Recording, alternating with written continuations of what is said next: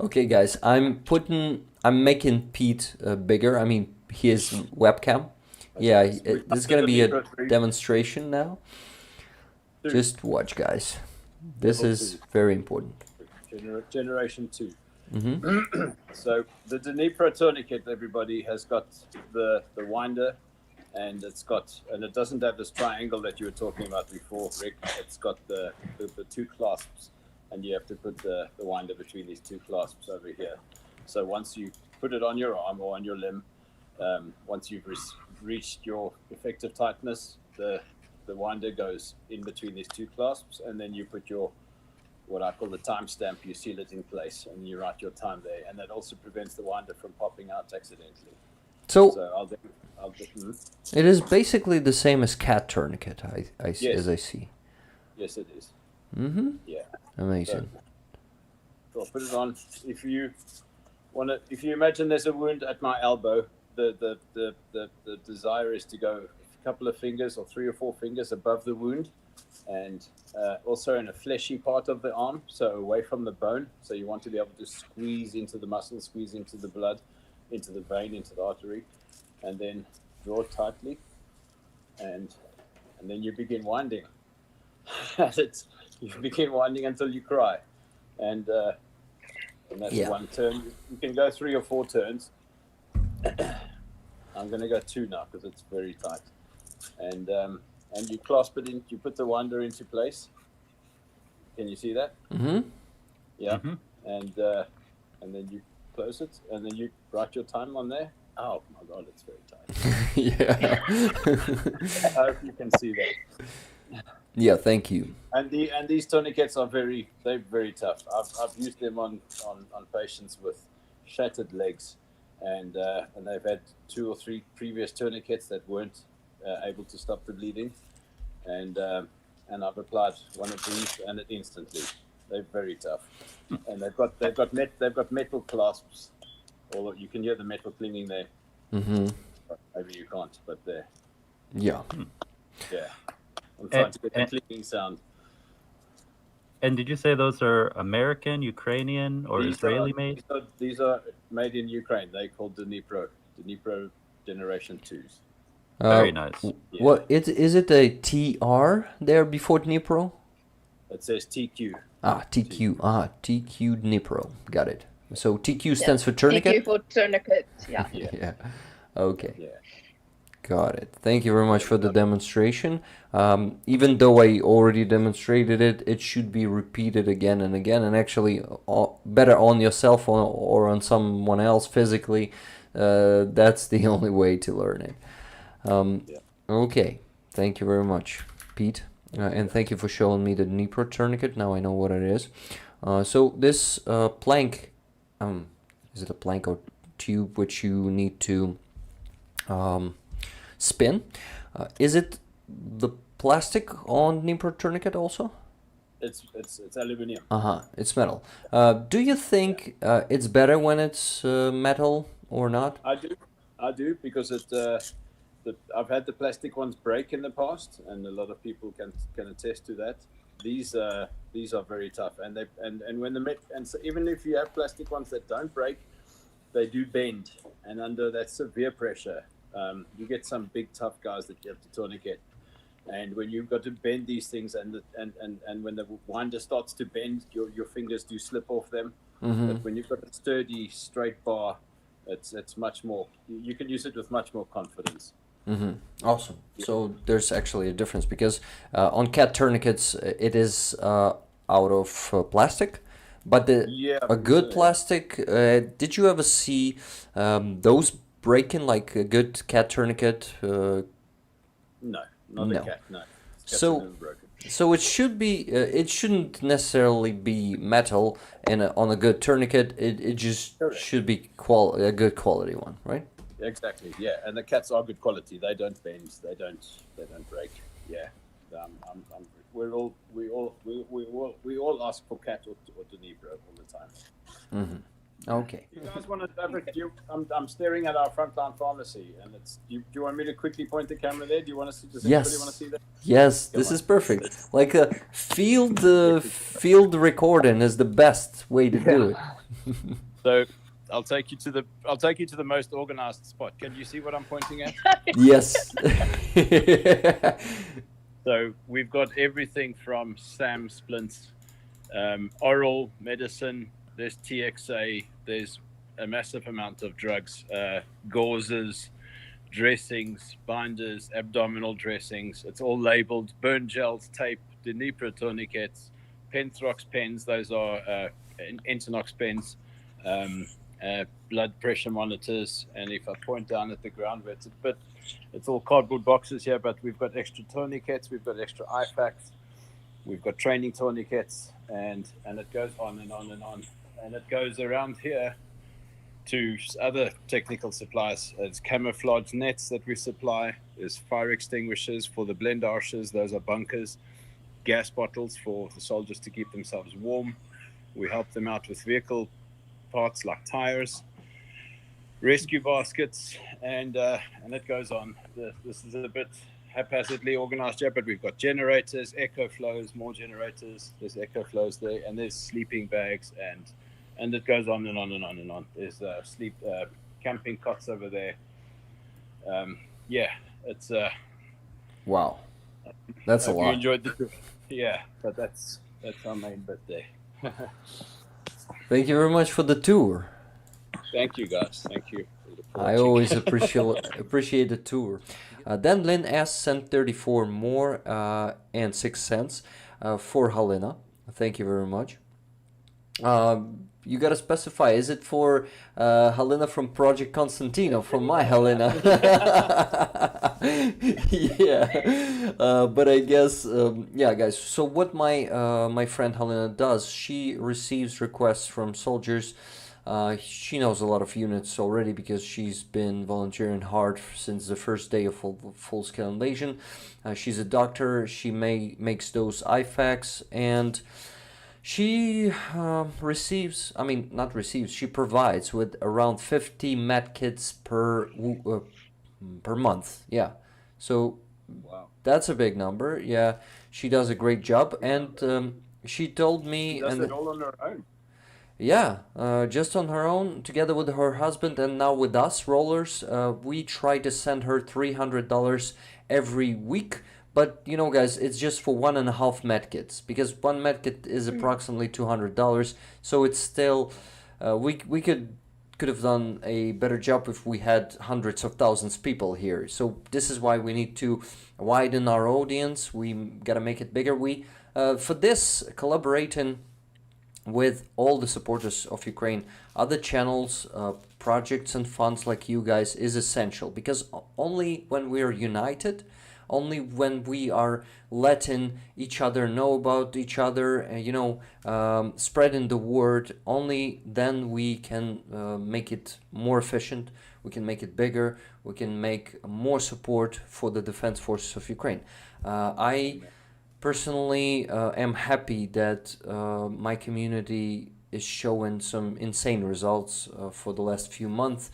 I mean, of course, some famous funds and volunteers like Sternenko, you guys probably know him, when they provide hundreds of FPV drones every day for the army, well, you gotta grow to that, and you gotta work hard for that. And this is actually the part of the work, meeting new people. Guys, I'm meeting only amazing people, because this kind of activity attracts only good people, only best people. So thank you for being among those best people. I'm so happy to meet you, so happy to see you here, and I'm so happy. Yeah, навзаєм. I like this word. I see you're learning Ukrainian a lot, Pete. That's cool. Вчора я був британцем, сьогодні я українець. Oh, Yesterday I was British, today I'm Ukrainian. yes. South African, British, Ukrainian. What, So- what, He actually has the T-shirt saying "I'm Ukrainian. What's your superpower?" He has the official T-shirt, so he is Ukrainian right now. Well, Rick, I remember you were giving a very specific number earlier. What would be your number right now if you were to give that percentage? The percentage, but that was for Greg Terry. I Yeah, still that's need right. to do the research on Pete. Just give me a 5 to 10 minutes, okay? I was saying that Greg Terry is probably 78.8% Ukrainian now. How did I do that? Well, I have a secret that I won't share. I, I was so, How much borscht does he eat? Well, I think I don't know. Every time we meet here in Kiev, we go to the sushi place. Well, actually, not. It's a Asian food place, and he always has a ramen there. So I'm not sure how much borscht he eats, but he is becoming more and more Ukrainian because. If it helps Pete,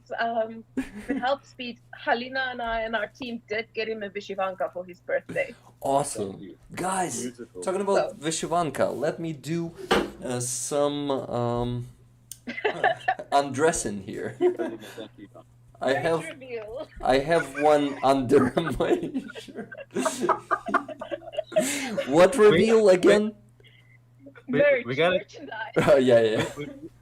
we got to keep it at least PG-13 for YouTube, Rick. We'll do it.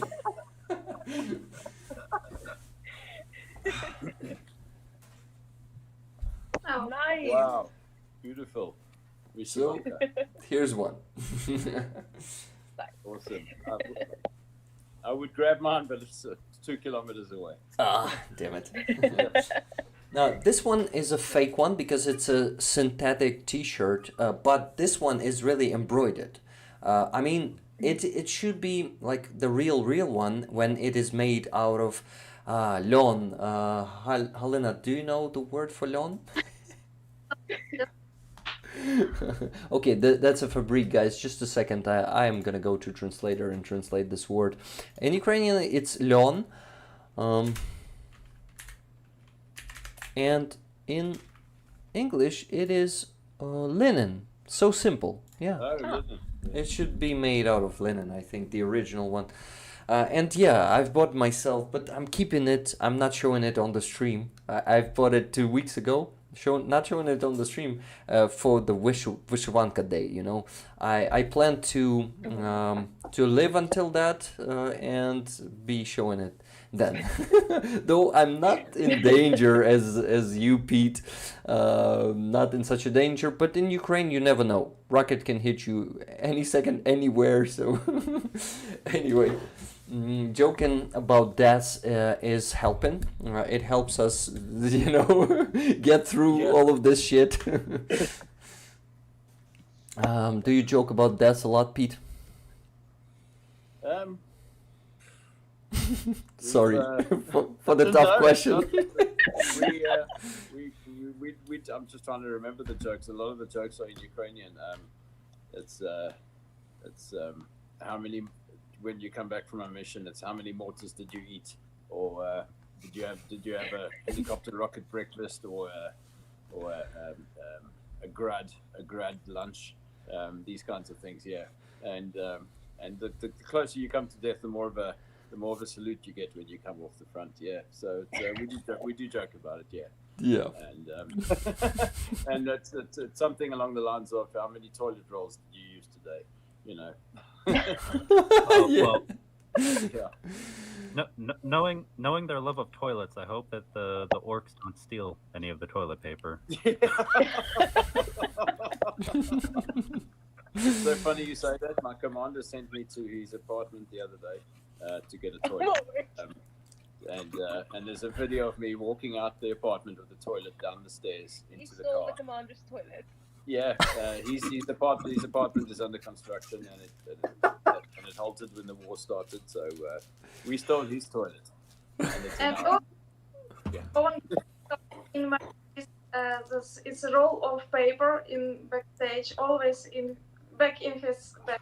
Yeah. yeah, And in here we see this roll. Yeah.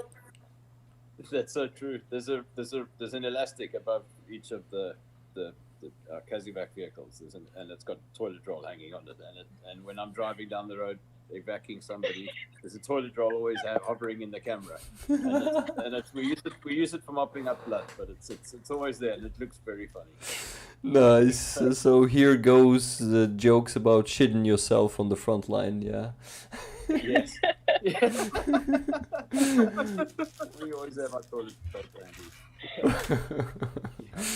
Oh, guys, I love to have fun here. And with you, it's a lot of fun. Thank you for making it so cool. Okay, so What was the worst of frightening experience Pete had while being in Ukraine? A good question. Yeah, that one is always at the top of my list. That one's on the tip of my tongue. It's a readily available answer.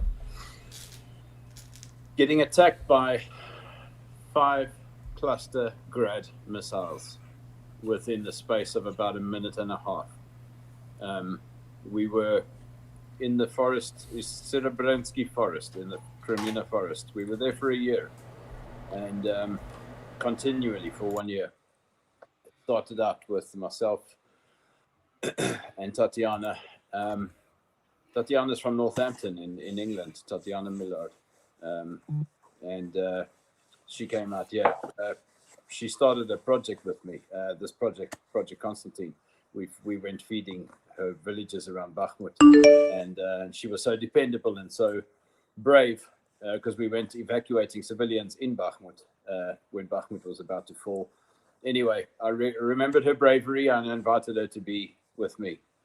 And we were in the forest. We were already there for a couple of months. We were driving in the main route in and out of the forest. There was a tree that had fallen across the road. Myself and my friend Nico, who was with me. Tatiana was, a few minutes before this, we were driving down the road. Tatiana got out the car. She went into the bunker of one of the local brigades. We had heard about an attack happening that day, but the attack we heard on the Russian radio, information that it was going to be late that afternoon. They were going to attack the whole area. But somebody, a mortar landed and dropped a tree across the road. I needed to go to my bunker to get the chainsaw. Nico and I went to get the chainsaw. We came back and we drove just around this tree. And I said to him, park about 30 meters away from me. And I jumped out the car and I walked up to the street to start chainsawing it to get it up the road, because the other medevac vehicles can't get around like our 4-wheel drive could. As soon as I got out that car, Armand, I walked just a few meters and you just hear this rocket sound above, and cluster munitions fell on my position. Tatiana happened to be inside that bunker 80, 90 meters away from me. They had a drone up. Our drone boys had a drone up a couple of 100 meters above us. They were watching this area. And these grenades, the bomblets, started falling, and it was like a machine gun firing continually for a minute, maybe a minute and a half, because the Grad missiles just kept coming and kept on releasing these bombs. All I could do was kiss the ground where I was. So I was in the main road, which is a clear channel. It's through the forest. There's a clear channel of trees, maybe 50 meters wide. And I had no time to move anywhere. I kissed the dirt. I lay down to go meet Jesus. I put my fingers in my ears, and I opened my mouth. It's this technique that they teach you when there's bombs exploding nearby, so that your station tube, your drums don't burst. And I lay on that ground, on that spot in the middle of that road for close to a minute. And while grenade after grenade after grenade went off all around me, I could feel the shrapnel hitting the ground next to my face. The sand, the whole forest is made out of sea sand. The sand was kicking up into my eyes. It was hitting me in my ears. I could hear the thuds of the shrapnel hitting all around me. And all I could do was scream, the Lord is my refuge. The Lord is my refuge. The Lord is my refuge. It's part of the Psalm 91, part of the Archangel Michael prayer. The Lord is my refuge, and I'm screaming this at the top of my lungs. And I couldn't get, every time I thought, okay, it's finished, I'm going to stand up, another one. And it was endless. I thought I was never going to get out of there. And by this, I mean I'm halfway through this attack, and I'm convinced that one of my limbs must be gone already, because it was so loud. My body was rocking left and right from the explosions, from the shockwaves. It was unreal. I don't think how I ever got out of that. There's only one reason. It's the good Lord above. After about a minute, when it was over, I stood up and I ran. I sprinted. I left the chainsaw. I left my rifle and I sprinted for this bunker. But I couldn't see my way. And at the same time, I'm screaming for Nico, but because I couldn't see where he was, there was dust everywhere. I couldn't see a meter in front of me. There were leaves and debris still falling from the trees. There were craters everywhere around where I had been lying. And I managed to get to this bunker, and I got inside. And I was drenched. I was soaking wet. From a minute of lying in that terror, my body just squeezed out every bit of sweat that I could. I was literally soaking wet. And I stood there, and I was white as a ghost. And then Tatiana emerged, and he said, "My God, you survived that!" And they all came out to see me, and it was unbelievable. Can you imagine? You get that when the police come across a murder scene, you get the body, and they paint white tape around the body. So where my body was lying in the road, there were craters everywhere around my body, but just not where I was. It was something. It was the scariest thing that I've ever been through, and I think could ever go through. 200, 300 odd bomblets exploded all around me for more than a minute, and I was the only thing untouched. Yeah, that was my scariest moment, Armand. Are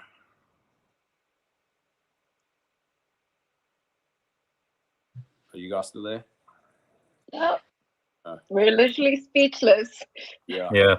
I was saying something, but I was on mute. That's a powerful story. Yeah, man. I was on mute too. You couldn't hear me. Okay. Yeah, I got you. It was very silent here. I wanted to make sure that only you were audible. I went on mute and I forgot. Thank you. No, that exactly that. Man, I'm really glad you came out of that, because yeah, that would be a terrifying experience for any human to go through. Can I would like to say that 2 months ago we had a very bad experience with roads in the forest, and our vehicles could be used 2 hours and broken. And guys who were in the forest, they just put another car, take it another car. And part of our donators, our partners, they said, just don't go to the forest. Leave. Just don't go. And this for Western people it can be because we can repair our cars every day. 2 or 3 cars like for one day it can be used 2 hours, 3 hours as they are broken, and we have to repair too quickly to bring parts from all the Ukraine, from Europe, and it's too costly. And our partners say, just go. Can you imagine after this experience, all what Pete saw? It's how it's just go away. Soldiers there in the same situations, and if we live, what will be with people who are in the same situations every day?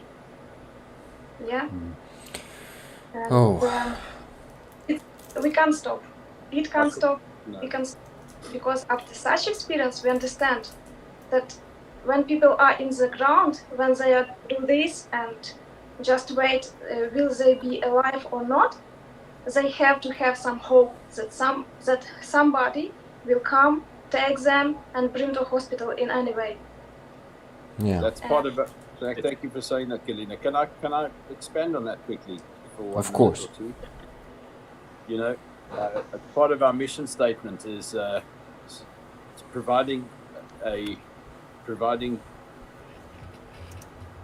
experienced medics and an evacuation service just off the zero line, so that our brothers out there know that there's somebody there always coming to get them, no matter what happens to them. And we've been through thousands and thousands and thousands and thousands of dollars maintaining our vehicles, but we will not give up. I've used money. I'm not pulling on people's heartstrings now. I'm telling you the cold hard facts of war. I've used money that I'm supposed to pay to my daughter's maintenance in England. My daughter's the reason I came here. When I saw children on TV being murdered in Ukraine, it kicked in my protective police instinct and my fatherly protective instincts to come and help other parents from not having to endure that pain. So I've literally taken money that I'm supposed to send home for maintenance and used that to repair my vehicle. I've taken my ZSU salary, and I joined the army 2 months ago. But Project Constantine and our volunteers are right here. We continue as we were before. Nothing's changed. To maintain our vehicles, we spent 1,200 British pounds 2 weeks ago to replace our Toyota gearbox.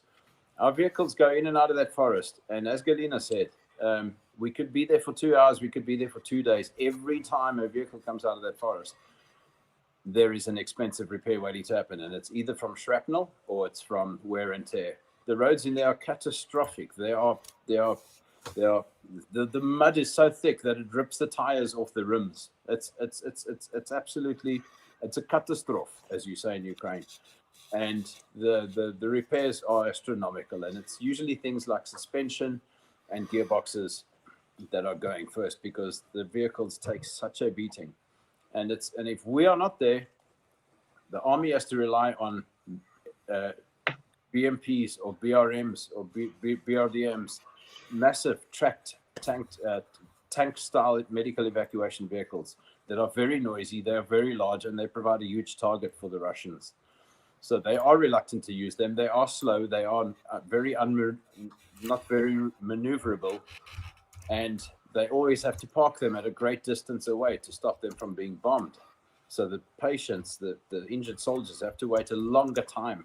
More chance that they're going to die. More chance that they're going to bleed out. More chance that they're going to suffer from hypothermia. More chance that they are not going to be evacuated in time.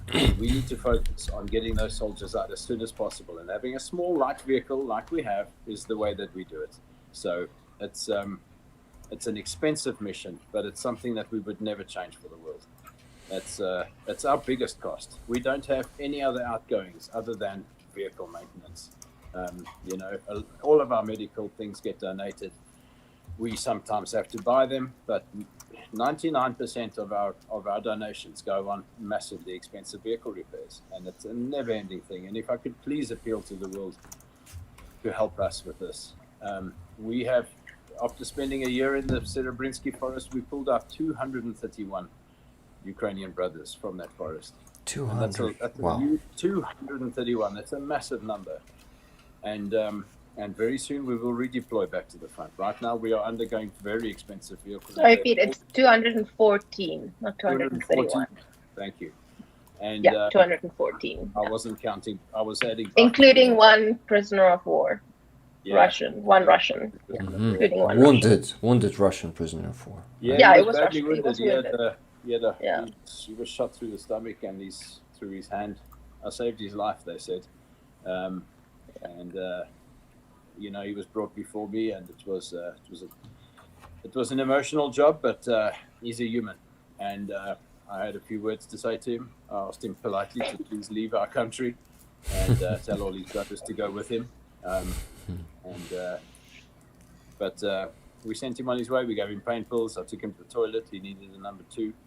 Provided him with toilet paper. Yeah, we took good care of him. And sent him on his way, because it's just another prisoner for the Ukrainian Prisoner Exchange Fund. Yeah. So with his life being saved, it could mean another brother of ours comes home. By the way, guys, I was reacting to Pete's story about him surviving, like miraculously surviving that shelling.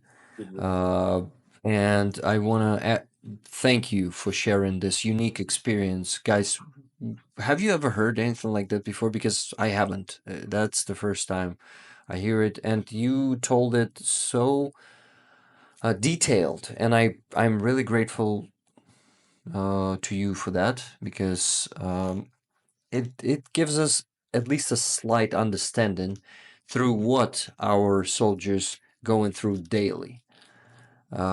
This is a very valuable and unique experience that you shared. So, Pete, from the bottom of my heart, thank you. Thank I you. mean, Yeah. And you were right. It was nothing short of a miracle, and these miracles have happened to us a lot, countless times. And it's Yeah.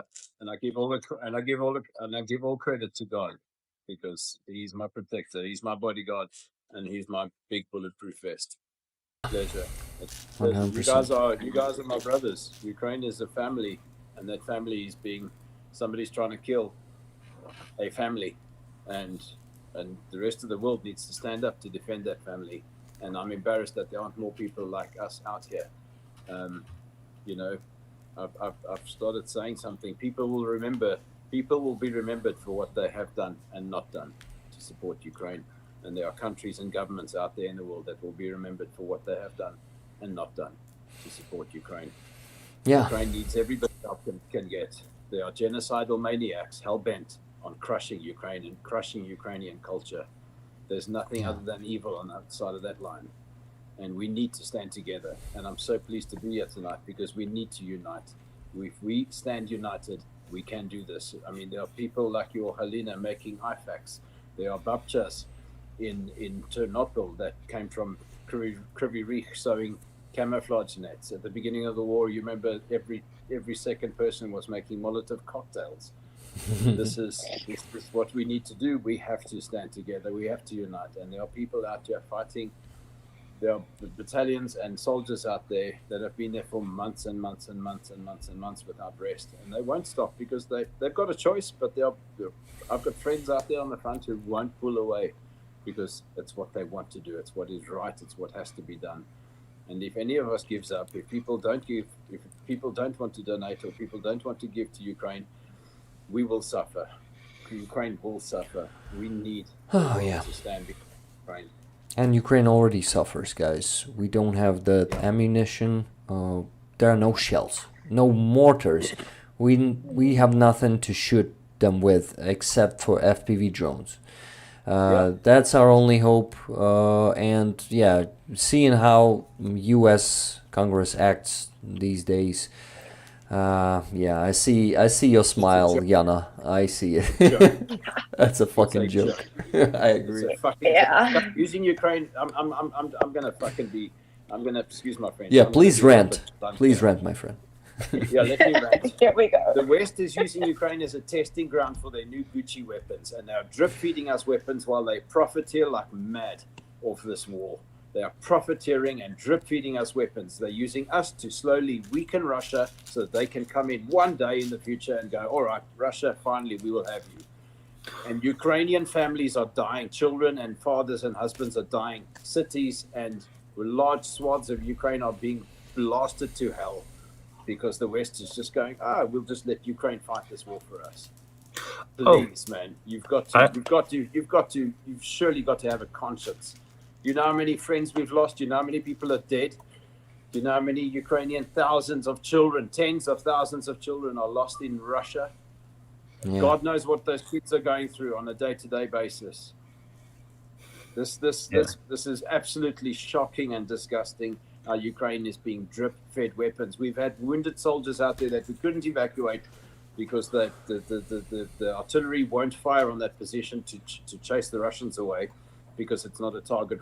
There's not enough of them huddled there. So our Drexotic, our wounded, is lying in one position. There's 20 soldiers sitting, Russians watching him, and we can't get him out because they can't fire on him because they don't have enough ammunition. Yeah. It's appalling. It's absolutely appalling. Okay, guys, just wanted to quickly mention something. Greg was contacting me, messaging me directly, and he wants to contact you guys and help you, because he supplies military, and not only you're actually officially a part of ZSU, the Armed Forces of Ukraine. I am. Yeah. Oh, so yeah. It is signed 2 months ago. Yeah. Yes. We work side by side. We work together. We collaborate together. We go to the front together. We rescue together. Amazing. there's just not enough of us. That's why we've got our volunteers from Project Constantine and all our equipment and all of our vehicles that follow us around. So, and we provide them with technical support and medicinal support. So yeah, we're all together. Yeah. What were you saying about Greg? What does he want to do? He wants to contact To help you us. and provide you with supplies, with anything you need. Thank you, Greg. He does that. Thank you, brother. He managed to raise really strong force around the world together with his friends. I'm one of his friends also, so I'm a part of that. He is supplying many units, and he really is amazed by your story. He was putting comments. I just don't want to interrupt anyone. This is why I'm reading comments sometimes, but I'm not reacting to them. Guys, I see almost all of them there. Well, I'm lying. At least 50% I see them. Yes, I will definitely contact to you guys. Let's create maybe a group chat for 3, 4 of us? 5 of us. Yeah, we can do it for 5 of us. And you'll discuss everything there with Greg. Let's do it on WhatsApp if you're on WhatsApp. Yana, please send me your number and Pete's number. And yeah, maybe just your number. I'll start that chat and you'll then add, I'll add add them, the yeah. guys. Yeah. Awesome, guys. Amazing. Yeah, some new contacts are growing just here. And I really... This is like Christmas, I'm telling you. It's like Christmas. Oh, Can I mention two organizations quickly? of course. Am I allowed to? Am I allowed to? You are. Yes, anything. Just Galina's been Galina and Jana. I refer to them as our online angels. Galina manages a lot. Jana manages a staggering amount. Managing our online profile is what they do, and Galina does a lot of admin as my co-director, and there is a lot. We're a funneling point. If people want to bring in equipment or vehicles, we're a registered charity in Ukraine, and because we're a registered charity, we are able to bring equipment hassle-free, bureaucracy-free, cost-free through the borders of Ukraine to the front lines, and we are well placed to identify where these products need to be and who needs them the most, because we're out there, we're on the front lines. But recently, Galina's charity that she works for, I think is it called Metanoia Ukraine? Galina? Metanoia, yeah. Metanoia was they donated 135 IFACs to us, and it's a husband and wife team, and we were so blown away by the generosity, and I really want to thank them, and thank you, Helena, for bringing them along. And there's also one person more I want to mention. There is a video, there's a documentary being made about Ukraine. It's called Ukraine Under Fire. Ukraine Under Fire. There's an American journalist, a very good friend of mine called Jordan Campbell. His production company is called Ramro Global. But if you Google or YouTube Ukraine Under Fire, it's a shocking documentary about this Russian aggression in Ukraine. And it's about the civilians, and it's about medics, and it's about humanitarians banding together, people like us coming together to support Ukraine. And it will be released in a few months, but please check it out. And when it comes out, Jordan's done productions in the past that have gone on Netflix and film festivals around the world. So he knows what he's doing. So thank you to Metanoia, and thank you to Jordan Campbell and Ukraine Under Fire. I'm sorry. I'll let you finish. I've gotten multiple messages from Lynn and from Travis in chat to ask Pete to check his donations. I guess someone sent you some donations. Yeah. I'm looking at it right now. It is. I am.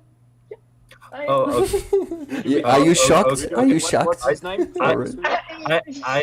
I don't even know how much it was. If it was 20 or hundreds or I'm just thousands. quickly going to log in. Ooh, And I see it. Can you tell me the name? Who's the person who just donated? I don't know who donated. I got a It message. was anonymous, I think. It was anonymous. Yeah. Let me say something to these people who are donating right now. Do you know what your donations literally mean? You are literally helping us. You are literally helping the Ukrainian army to plant our flags back on the town hall of Bakhmut. I know it's destroyed, but just bear with me. You are helping us to plant our flags back on Ukrainian sovereign territory. We keep our soldiers alive. Project Constantine and medics like us all around Ukraine, we keep our soldiers alive. How many times we've taken soldiers to the hospital and they report back to us a month or 2 or 3 later, I can't wait to come back to the front and help defend my country. You are helping to maintain the defenders of Ukraine with your donations. There's no other way to put it. Our vehicles are our ammunition. Our vehicles are our soldiers use bullets to defend themselves. Medics use vehicles to get the casualties into the hands of the surgeons. Thank you for helping to let people see to let soldiers see their families, to let soldiers see their children. This is exactly what your donations are doing. There's no other way to put it. It's dramatic, yes, but it's the truth. Thank you. What? We had a 5,000 pound donation. You are shitting. What? No. Are you kidding? Guys, this community is just insane. Yana, did you just say 5,000 pounds? 5,000 Your pounds. boss. We have Heroyam Slava. Heroyam Slava, yes. Oh my god. 50 pounds, 10 pounds, 50, 5,000, 10, 57 pounds and 77 cents, 50, 5, 20, 5, 20, 50, 20, 50, 40. I think 55, that man is 60, crying. 100. I thank you so much, Are you- guys. You good, Pete? That's okay. That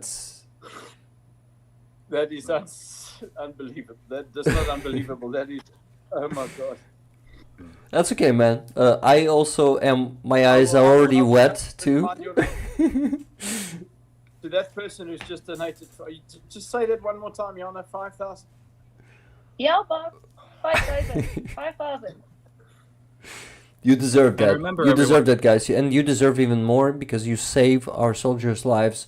Thank you so much for your service. Thank you. I'm so happy that we made you cry, Pete. I'm so happy to be honest. It's not Yeah. easy. It's not hard And- to make me cry, but that is. Oh And- my God! May God bless you for Everyone else as 1,000 well, years, man. like Yeah. everyone else as well. Thank you And- so much.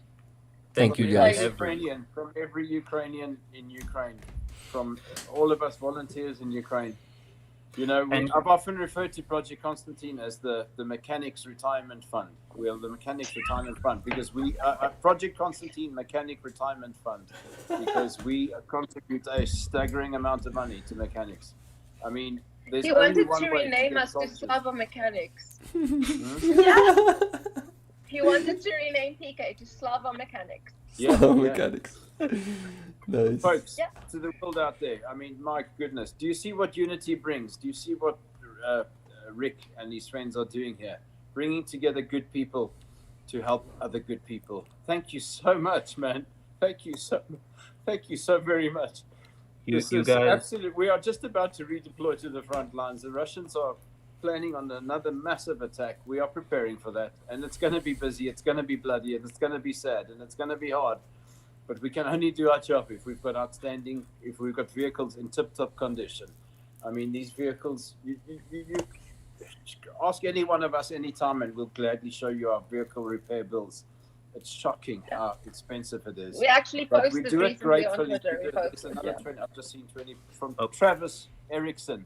Travis Erickson, I've just seen your £20 donation pop up. Thank you for helping us to save lives, man. It's the most rewarding job on earth, folks.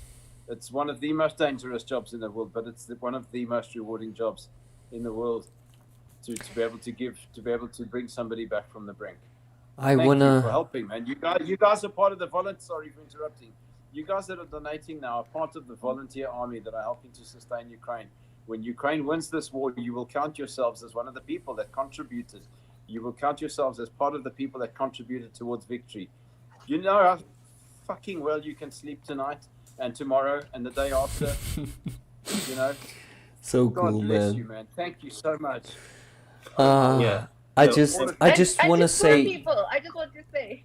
I Okay. just want to say to poor people like me who can't donate, liking and sharing and commenting. Yeah, Poor people, you're also helping. yeah. Oh, Just want to say that. 100%. We're all poor, but yeah. Oh yeah. No, Yeah.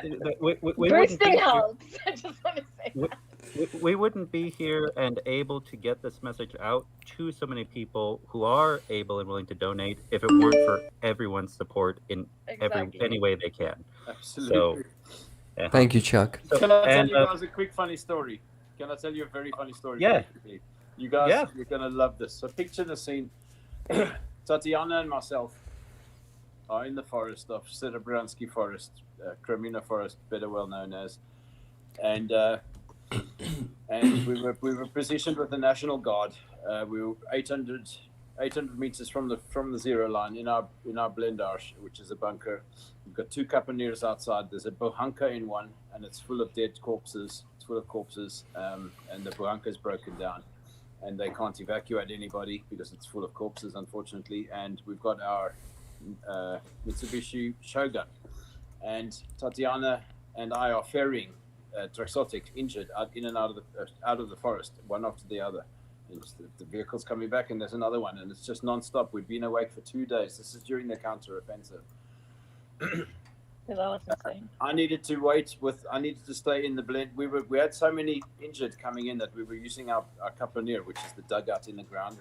It's a ramp dug into the ground where you park your vehicle, just below the ground surface, to protect it from shrapnel. This is where we're stabilizing our patients, okay? And we've got guys lined up there waiting to evacuate, and we're what do you call it? We're triaging them. Priority gets evacuated next, and there's a guy coming in there.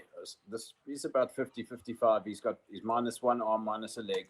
We've got him on a drip, trying to put fluids back in his body. And Tatiana and I are fighting about who's going to be the next one to drive, because we are both so tired. Our eyes are falling asleep. Tatiana and one of the combat medics take the next injured out of the forest, but it's so muddy. Close to the edge of the forest, there's a swamp there. Tatiana and this medic get stuck, and they've got this really badly injured guy in the back. And the car gets stuck, and there's 3 o'clock in the morning. Nobody's there to pull them out. There's no traffic at the time in the morning. Nobody's there to pull them out. So they get out, and they consider walking, but it's a couple of kilometers to the road ambulance. Another car comes along, and they can't pull them out either because it's just not strong enough. So Tatiana opens the back of the car, and just then another car comes along, and is actually able to offer a couple of hands. So they're going to walk this injured guy out. Tatiana opens the back of the car, looks in, and this is quite a stressful environment, you must imagine. And Tatiana opens back and, listen, sorry guys, I don't think we need to worry. I think he's dead. He's not moving. The guy turns around and he shouts, and he hasn't said a word for an hour. Okay, this old man is covered in dust, covered in blood, got a drip in his arm, minus a leg, minus an arm. He was quiet when I was treating him in the Kapaneer an hour before. Tatiana, and all this fuss to try and get him evacuated, looks in the back and says, guys, I don't think he's alive. He's not moving. This guy who's been quiet for an hour angrily retorts, I'm moving. He hasn't said a word for an hour. And right at the point when everybody thinks he's dead and we don't need to bother about carrying him the last 2 kilometers, I'm moving, blood.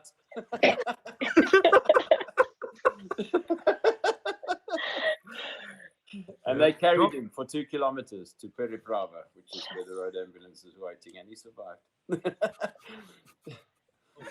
Do you guys want to know there's one place in the human body you do not put a tourniquet? Does anybody know where that is? Yeah, we know. This one? What about another place? Let's say there's 2. There's 2. What about the cheesy joke? What about the cheesy joke, guys? There's another limb you cannot put it on. Maybe you can. Well, I mean, to be fair, Rick, I think only half the population would have that particular limb. So yeah, okay. The next makes more sense. Sorry, guys. I usually don't joke like that. I'm not that guy. Sure, Rick. Sure. Oh. Yeah, we're rolling. All right, so yeah, just a second. I'm gonna start mentioning the donations, but Dr. Tuso is back. Yes, I see it, and asking what's the last bit. So, will you be competing now after this one? Let me ask you, Sekai. Yeah. No. we just got another bid in, and your mind's going to be blown.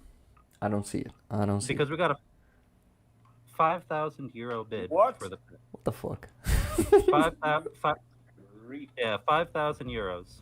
Hectic.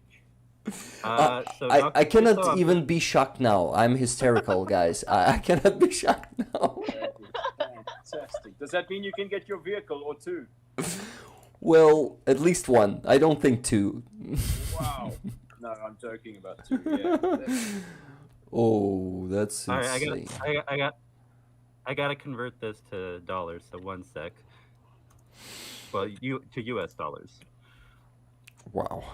Wow. Yeah, we gotta convert So that. All right, everybody. So that's $5,393 US dollars and 50 cents. Can you place it in chat, please, my friend? Thank you. Yes. Wow, 5,393 and 50 cents. Ooh, Dr. Yep. Tuso, And- I'm speechless. You see, that's insane. So I think we were all curious if anyone would outbid that before. Now I'm very curious if anyone will outbid that now. Because yeah. I mean, okay, guys, to give context, so the 5,000 British pounds earlier, that equates to 6,317 US dollars. This 5,000 euros is 5,393 US dollars. So altogether, we're at more than what, $11,600 raised here. That is insane. That is absolutely fantastic. That's the new So- level. Word. Oh my god. I think that's a record on these streams, Rick. So It is. Yeah, to everybody, again, from the bottom of our hearts, thank you. Whether it's My a hands donation or you're taking part in the auctions, whatever it might be, thank you. Gosh. Goodness me. Thank you. Wow. Thank you I'm so I'm much. speechless. Rick, do you want to wait for Дуже other bidders? дякую. Yeah. Дуже дякую. Dr. Tuso Okay, is asking me, do you want to wait for other bidders or do you want the money so I can prove this is real? My PayPal is ready. That is an important thing to take into account in an auction. Yeah. But yeah, I mean, we trust you, but yeah, it makes sense. Oh, that's too much responsibility, guys. I gotta share it with someone. It's a 5,000 euro weight responsibility. You see. Well, I remember the first time you got a donation that was a few thousand, and you were like, and your response was, "I'll be right back. I gotta go check with the tax man." Okay.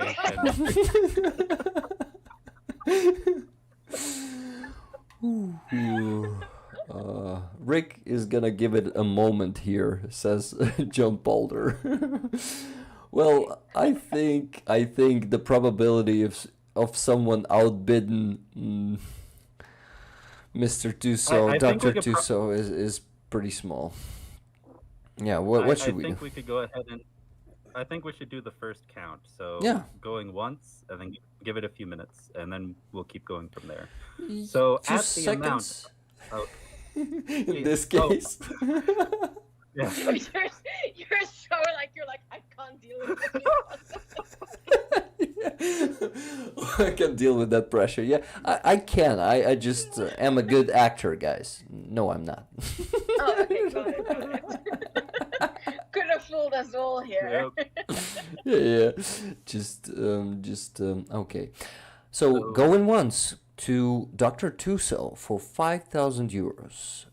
15 seconds. Let me just start my timer there.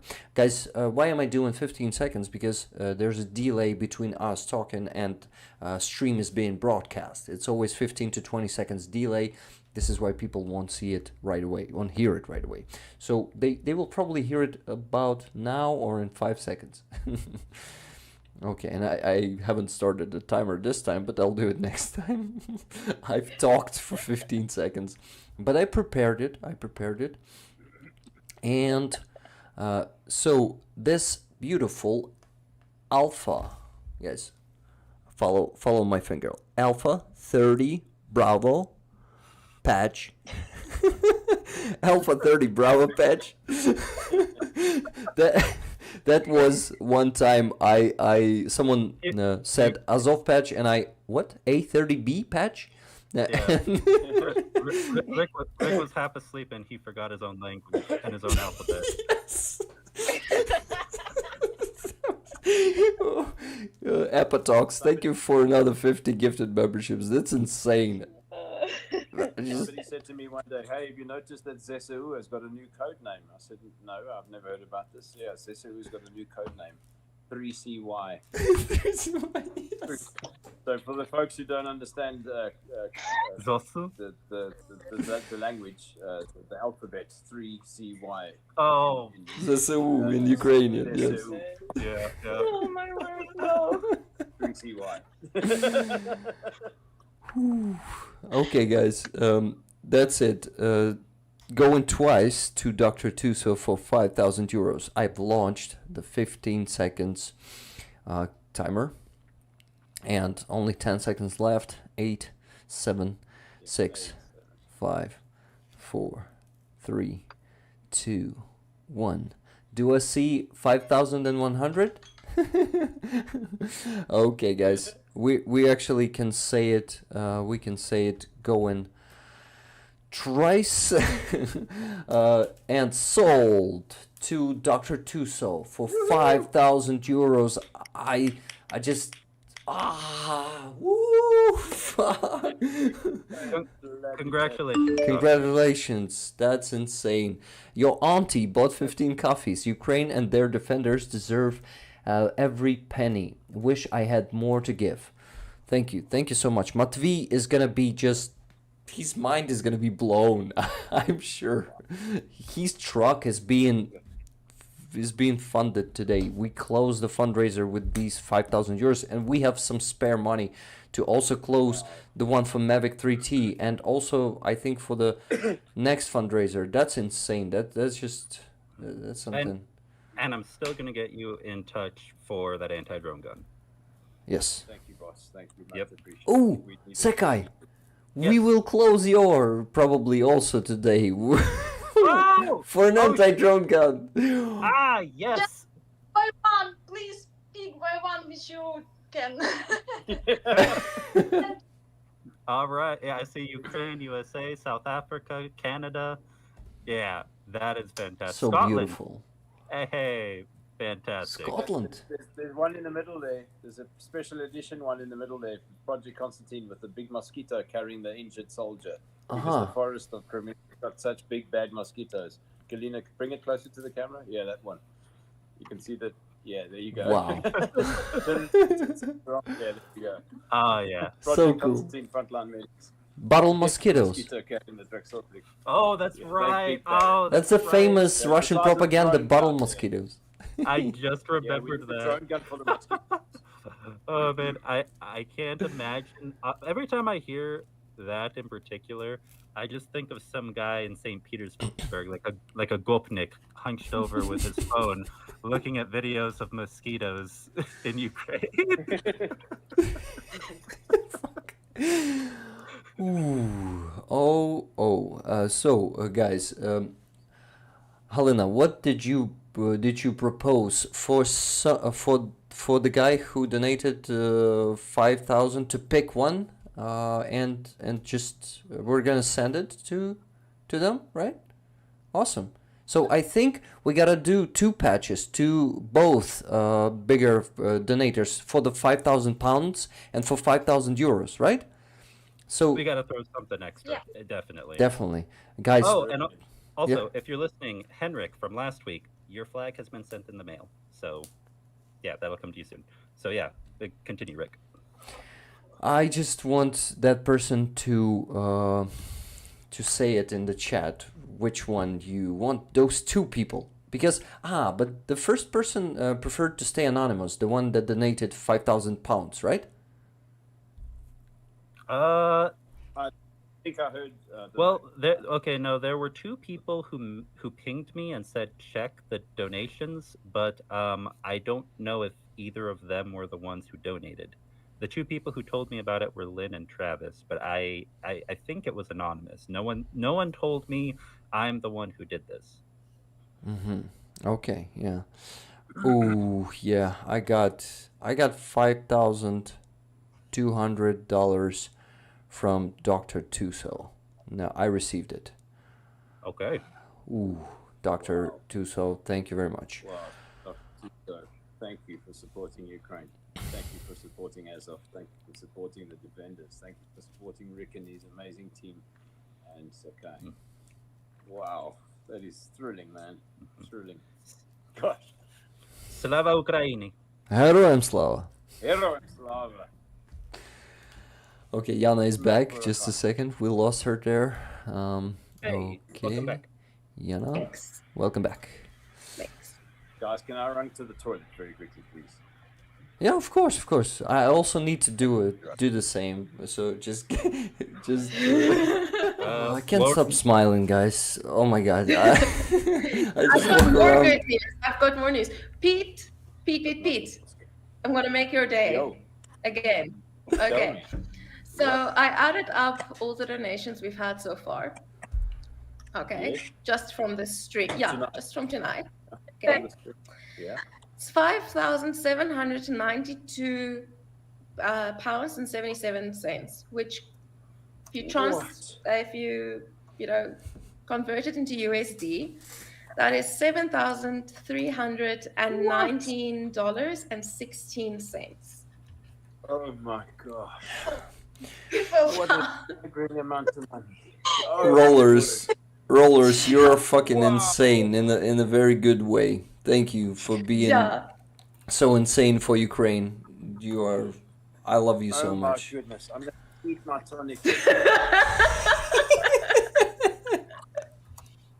That is outstanding. Oh my goodness, my gracious. You know, Like you guys, like yesterday, our bank account was like at our funds were like at zero. Pete was using his ZSU paycheck, okay, to cover our expenses.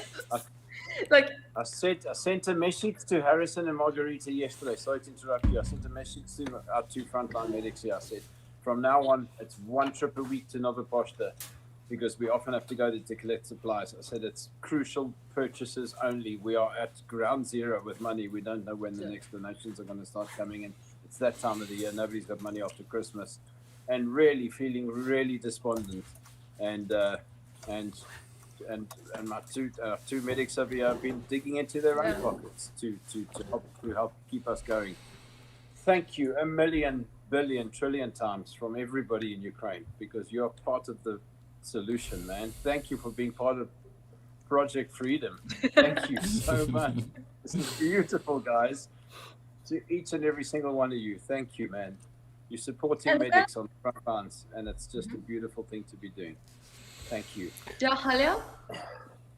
Yeah, I want to say, can I ask Ali? Sorry? For now, when your hearts are so hot, I want to say that our two medics, it's very young people, 18 and 26 age people, two people 29, 18, any 29. without any salary from ZSU, from Ukrainian. And we can't also to give donations which are for repairs, because we have bills, Yeah. correct? But we have for these two our heroes, we have buy me I'm coffee. sending the link now. I'm Yeah, looking at the two of them now. They're sat behind me here. we didn't say them before. Harrison just bought me a coffee. He gave me his plastic cappuccino. Thank you, Harrison. We didn't say before that we have these guys, but for New Year evening, we said you have New Year gift from our donators, just for your job, just for your buy me a coffee, and there was not very huge money, but these guys were so happy to have it.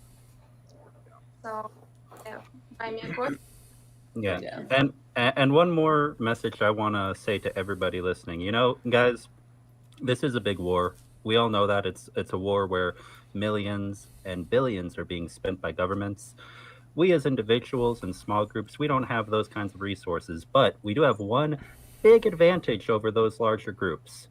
And it's the fact that we are not the UN, we are not a bureaucracy, and whether it's tens or hundreds or thousands, whatever we can give, we can get it there fast to the people who need it the most. Yeah, the speed is definitely our strong side. Yeah, strength. Mm-hmm. Okay, actually, Dr. Tuso says in the chat, I wanted to donate for a long time, but I wanted to send it to the best people. I'm sure the money is going to help here a lot. Thank you so much.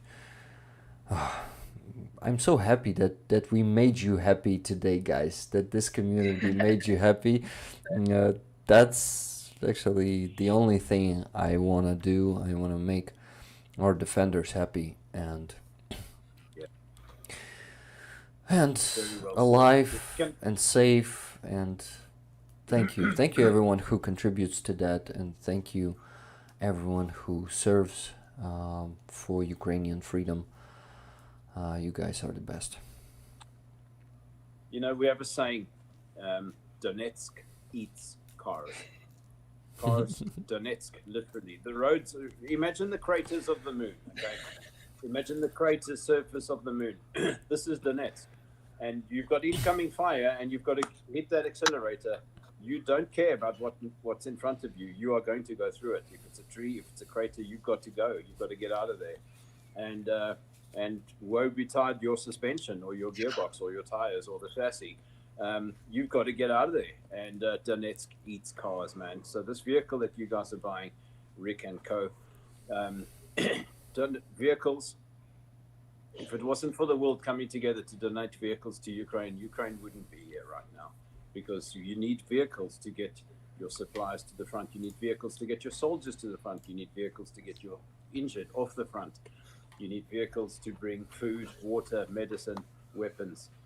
Vehicles are the lifeblood. Without, you can have the best weapons in the world, but if you don't have the weapons, if you don't have the vehicles to deliver them, you are at a standstill. And I'll say it one more time: Donetsk eats cars, man. Yeah. Thank you to everybody who's donating. Thank you, Guys, well done, Rick. I finally have a chance to tell you where I'm from. I'm from Donetsk itself. Yeah. I'm from Makiivka, to be precise. Makiivka is a neighboring city of Donetsk. They're actually almost the same size. Donetsk is more developed. Donetsk.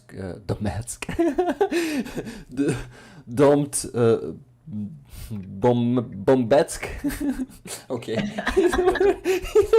The new version. They domed Bombetsk. Okay, so yes, and I am from Makiivka, and I lived there. I was born there. I lived there until 2014, and I actually lived after 2014. I lived there in occupation, in Russian occupation. I know that shitty Russian world, Russian peace from the inside. I know how they operate, how ugly it is, how human rights are oppressed there. I went through it. Not the hardest way, I would say, because some people were tortured in the concentration camps like Isolation, the one in Donetsk, former Donetsk plant. And I am just, I think, the luckiest of the people who, and what they went through there. But still, it was hard. It has no, people there unfortunately have no future staying there. Thank you very much for 50 coffees. And there are so many coffees and gifted memberships today. Thank you, everyone, guys. I don't mention each and every donation and membership gifting because I don't want to interrupt, but I interrupted myself here, and I usually do that, but that happens. Anyway, Anyway, I got out of there in 2019 before COVID. It was easy. You could have crossed the front line. There were some crossing points there. You could easily get out. So I got out before border closed, and I live in Kyiv since 2019. First year or two of adaptation were pretty hard. Then you see, actually wasn't ever a full fully a citizen of my country, unfortunately. And only in 2022 I realized that that's the only way to make some difference, to make some change. You got to be a citizen of your country and no otherwise. And when Rick says that, I think he means in spirit, because legally In spirit, we're always yeah. a citizen. Legally, Yeah, I was a citizen. I was always standing, not standing. I was always for Ukraine. I never wanted any Russian world in Donetsk. Donetsk is Ukraine, and Makivka is Ukraine. Yes, and they will come back home. They will come back to Ukraine. They will be deoccupied. It's gonna be super hard. It's gonna be super challenging and hard. Donbass це Україна. Oh my Yes. Ah, Yes, that's me and Tatiana. oh, really? That's Tatiana, the Angel of Bakhmut. We wrote every member's. We posed on a wall that's just outside the forest of Kremina, just where the road ambulances meet us. Mhm. And Yes. There's a bomb shop there. Yeah, that's Ooh. crazy, unbelievable attack. I've still got a photo of this. There are photos and videos of that. A guy came to us, Yeah. an SPG, which is a SPG, which is an abnormal size. It's a much larger. Think RPG rocket. Think something that's double or triple the size. An SPG rocket hit his leg, but the SPG rocket contained phosphor, and he arrived in the car. He arrived at our pickup point, and his leg was obliterated. So imagine his femur, and the hole in his femur was double the size of my head. If you can imagine that. Damn. It's just a gargantuan hole, and there was just a bit of meat holding his leg. Oh. And there was smoke. I mean, this is. Imagine the freneticness of this. You know, it's at night. You've got a red light on your helmet, and there's bombs falling, and there's people running and ducking, and people are handing the stretcher over, and people are falling over each other trying to dodge shrapnel. And I get this acrid smell. And through the haze of bouncing in the back of the car trying to evacuate, I see the smoke emanating from this guy's leg, and then I remember somebody saying to me, "Careful, there's phosphor." You know, but in the freneticness of it all, I didn't quite register this, and his leg was hot. There was heat coming from it. There was smoke coming from it. They were cutting out phosphor with their knives from this guy's leg on the front line. When they gave him to me, there was still phosphor in his leg, and I had to continue to cut that out in the car whilst under fire at night with just a red light on the helmet. It was crazy, and this guy's leg was cooking in front of me, and cutting it out with my knife, I'll never forget it. No, I mean, I'm sure the sight of it, the smell of it, all of it, no one would be able to forget that. That is just. I think I wouldn't be able to become a medic because thinking of it terrifies me. Well, not like I'm scared, but the picture of it's pretty hard to process, I would say. Yeah. But here's the funny thing about Pete. He used to be like scared of blood. Petrified. He used to like almost faint and vomit at the sight of blood because he tried to. He tried to be to be an ambulance driver. Yeah. Yeah, my So brother you died never. in a horrific motorcycle accident. Yeah. And to be a paramedic, and I spent a day with London Ambulance. I lasted an hour. And you know, they say that's a sign of strength and a way of learning to cope with phobias when you just take it head on and you do what people Like say. immersive therapy, yeah. Yeah, yeah. Exposure therapy. Yeah. Yeah, I the gore of it, I would be, I think, I mean, again, I'm not going to say anything. I don't want to be disrespectful because I've not been in that situation. I used to work in a slaughterhouse. So, as far as the gore goes, I don't think that'd be a problem for me. It's the emotional aspect of it because these are human beings, you know? Like, these are human lives that you see that are affected by all of this. And it must be extremely painful and frustrating when there isn't a way that you're able to, for those that you aren't able to save. Yeah, I can remember clearly times when, and it's always it's always the most gratifying. You know, the human body is a lot stronger than people think. The human will to survive is so much stronger than people you can ever know. I've had soldiers in my care that have lost all their color, they've lost their temperature because they've got such little blood in their body. They're unable to speak because they're so devoid of any fluids in their body, because they've been exposed to the elements for so long. I'm talking about trapped on the front lines in cold conditions, and there's not very much you can do in a very badly bouncing vehicle along those Donetsk hell roads, along those moon-like crater roads. There's not a lot you can do when you're trying to evade enemy fire. And when a soldier looks into your eye, and this has happened many times, and says, and either in his broken English or in my limited Ukrainian, asking me or asking us, am I going to survive? And you look back at the guy and you're able to say to him, because you know you've done enough to keep him alive, but there's also an element of prayer that goes into it. And to say to him, I'm going to get you to safety, and yes, you are going to survive, and being able to reassure them, and the instant calm that comes over them when you're able to give them that piece of hope.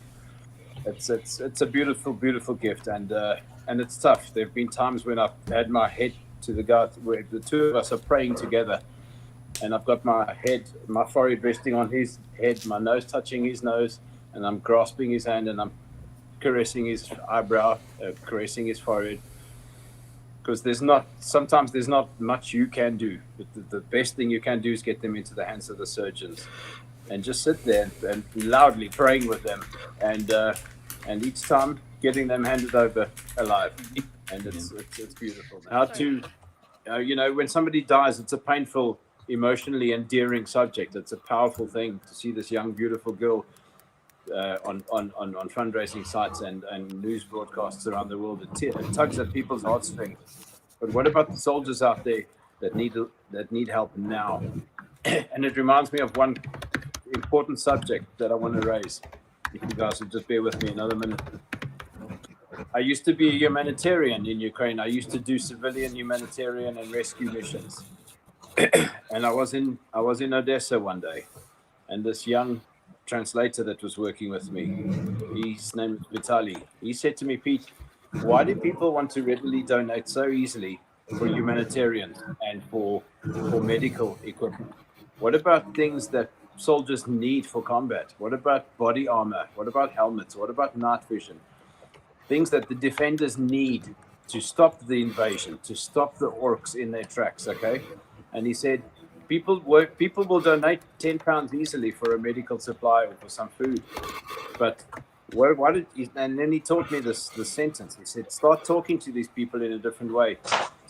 Yes, you're happy to donate £10 today for a medical something, but what about when your village is invaded, and then you've got to find £1,000 to try and have your family evacuated from that village? What are you going to do then?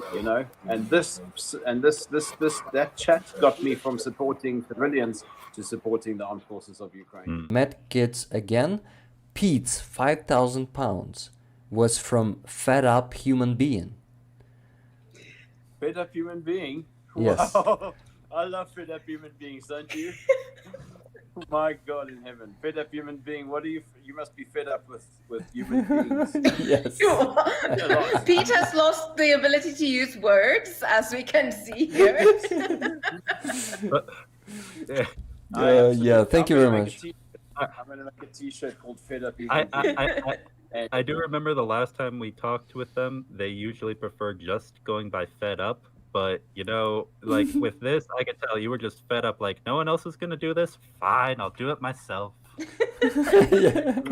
Thank you, fed up human being from the front lines of Ukraine and from a position within yards of freedom, because we are always within yards of freedom. It's a yard at a time that we have to take back our territory. Fed up human being from me, from Project Constantine, from all of us at the front, all of us medics, and from the children of Ukraine, from the parents and the grandparents and the soldiers of Ukraine. Thank you, man. Thank you so much. I think you're a man. I don't know. You could be a woman. Thank you, fed up human being. God bless you. I'm not sure if I should say that. I won't say that. Okay, let's go. Now you have to say it. No, come on, we're open here, man. Come on. I think fed up is a man. Yeah, I think so. Yeah. But God yeah. bless you, brother. Okay, if All right. if people really want to help, they will always find a way. I've found this out last year so many times, and thank you so Oh, much. yeah. Thank you so much, rollers, for finding the way, always finding the way, and bringing that Thank help. you, brothers. Yeah, A30B. Yeah, that's definitely. Well, It's beyond. It's beyond. It's almost beyond earthly comprehension. What's happening here tonight? It's absolutely staggering. We started talking about the. If you guys recall, a couple of hours ago, I mentioned that I've never wanted to impede or encroach or burden any Ukrainians any further than they have been already. Look at this beautiful collaboration we've got here tonight, folks. Thank you so much to Rick and Seka. Thank you for everybody. Thank you for all these donations. This is blowing me away, man. This is unbelievable. This is so flipping cool. So we got a message from Lauren, and she says, from me, but really from all of us here, a big thank you to an epic donation from Greg Terry Experience, from Greg Terry, who donated the patch that we have been auctioning today. yeah. For- Greg and Terry. for- yeah, which allowed us to raise so much money for the Azov Alpha 30 Bravo patch today. Sorry, brother. Greg Terry is a legend, guys. You definitely he also streams. You also Yeah. gotta come to his stream, not just meet and not just being helped by him. Yeah, you guys today jumped into such a crazy networking. You can't believe Yeah. it. I think you'd get along with him pretty well, Pete. You and Greg. Yeah. especially. Greg, let's meet for a coffee, mate. Buy me a coffee. I'll buy you a coffee.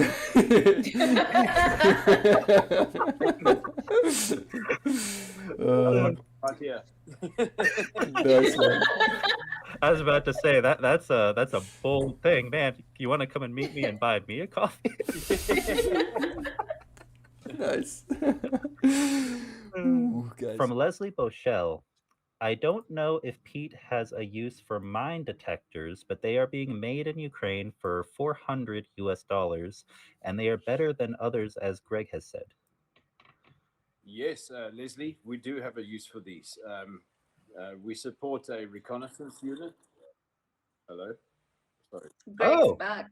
Hey, Greg. Hey, Greg. Hey, Greg. Hello, brother. Greg's driving. We were Sorry, guys, I was muted. No one can see Greg yet. Just a second. Actually, that's a great. I'm already saying hello. I just We're all saying hi. I just needed to add the new source, guys, because we never had that many people here.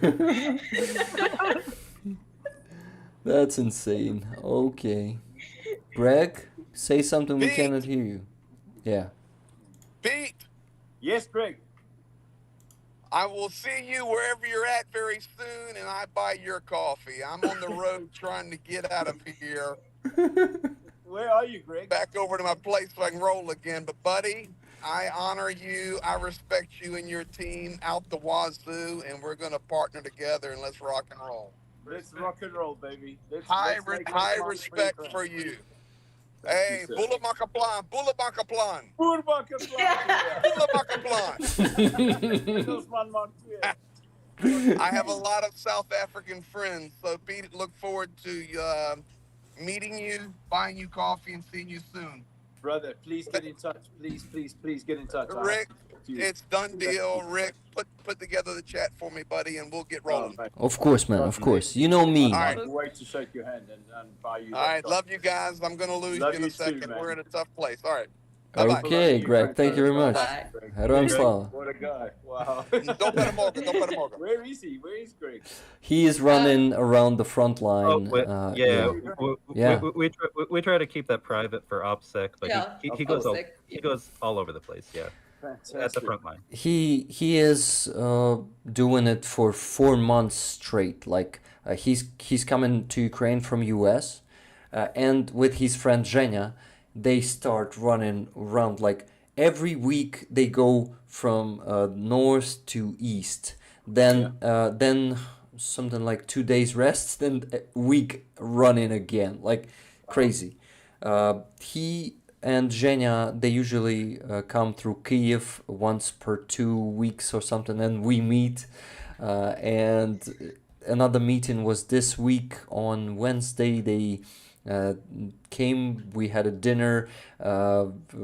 Greg and Zhenya, they piled me up with med supplies, and I made myself and also at the car, I've put another IFAC for me and for the car, because you always gotta have some extra in a car, I think. Yes, that's Yeah, and my wife was already she is more. How do you call it? That's a good word for it, but I forget it. Okay, she's smarter than me, so she gathered an IFAC for herself already, but also a few additions like hemostatic bandage went from Terry's support to her IFAC. So huge shout out to Greg and Zhenya. This crazy duo is a very crazy duo in a good way, you know.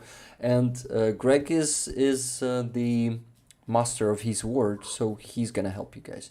I love that man. So was so lucky to meet him not so long ago. We know each other just for what, a month and a half or 2 months, I think like that.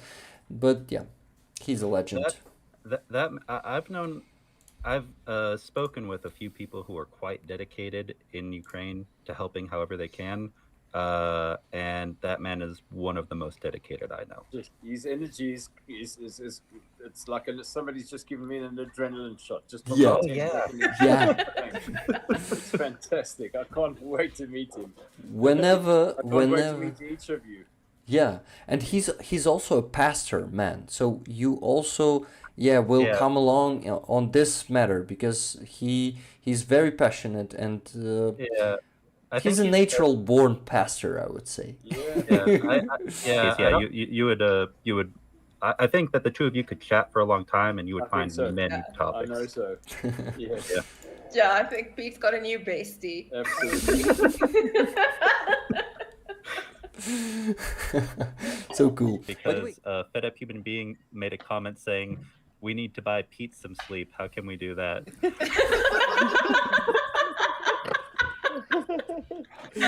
Actually, please find out how to do that. Guys, I think the only way to do it is to defeat Russia. That's the only way. Actually, yes. Absolutely. Sleep well when that day comes. We will all have a slumber party. Pete, have you ever been to a slumber party? There's no sleeping there. Fed up individual, we will find some slumber. Yeah, fed up human being. Fed up human being. Well, guys, Oh, we have hold on. no other way than defeat Russia. That's gonna happen. Absolute. Oh, really? Yes. Can I quickly ask a question? And you have to forgive my question, but it's an important one.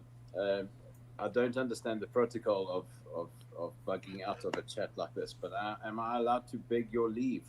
The reason is I've got early training tomorrow. Sure, man. Sure. Oh, yeah. I've noticed. Is I've noticed that you're frowned upon? tired. I don't is that badly frowned upon? Oh Am I no, allowed to no, read? no, no, no. Yeah. Like, it is 100. Like, I mean, look at Greg. He was here for what, like less than 60 seconds. I want to stay, but I'm taking a team out tomorrow morning, and we're going out to Pete. training grounds. And yeah, Pete, that's totally understandable. I actually noticed that you are getting tired, and that's totally fine. These streams are way too long. Yeah, they are. the most energetic and fulfilling moments of my life. Yeah. I'll remember this day forever. I'm telling you, I've never experienced anything like this. And Yeah. I'm not just talking about the donations, which have been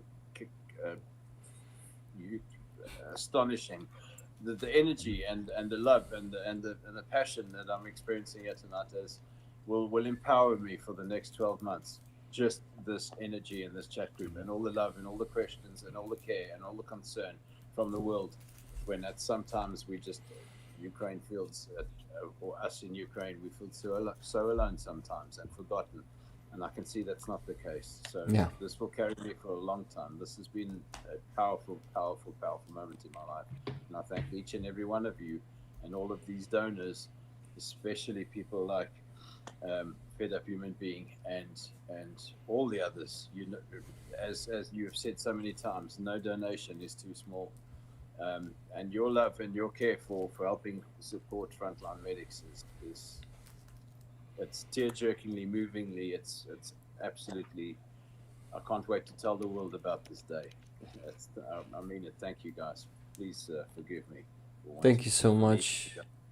Well, It is so touching, man, listening to you and how this community inspired you and brought you.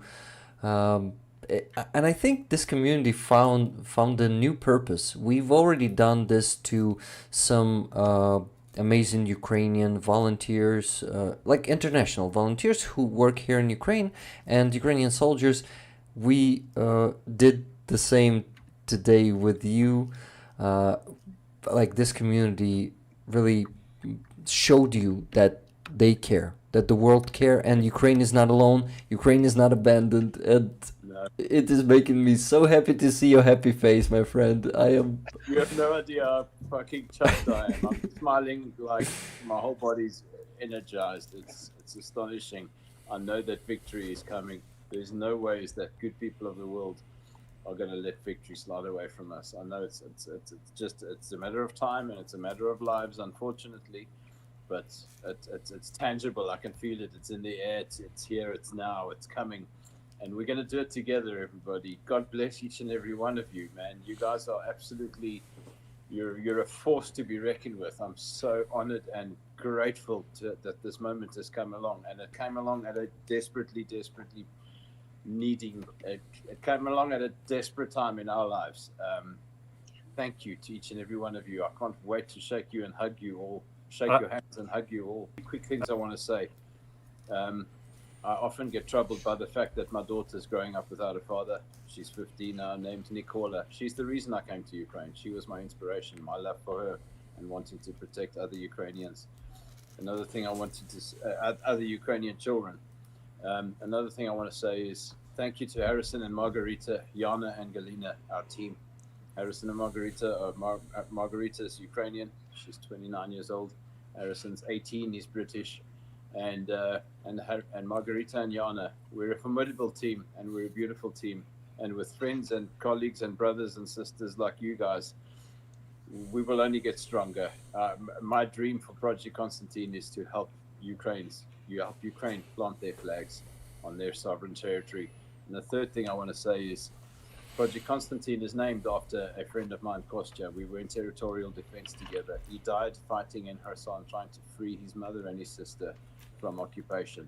And that's where Project Constantine gets his name from. And he was one of the bravest people I've ever met. And we will not go anywhere. We are here till victory and beyond. God bless you guys. And thank you, Rick. Thank you. Sekai.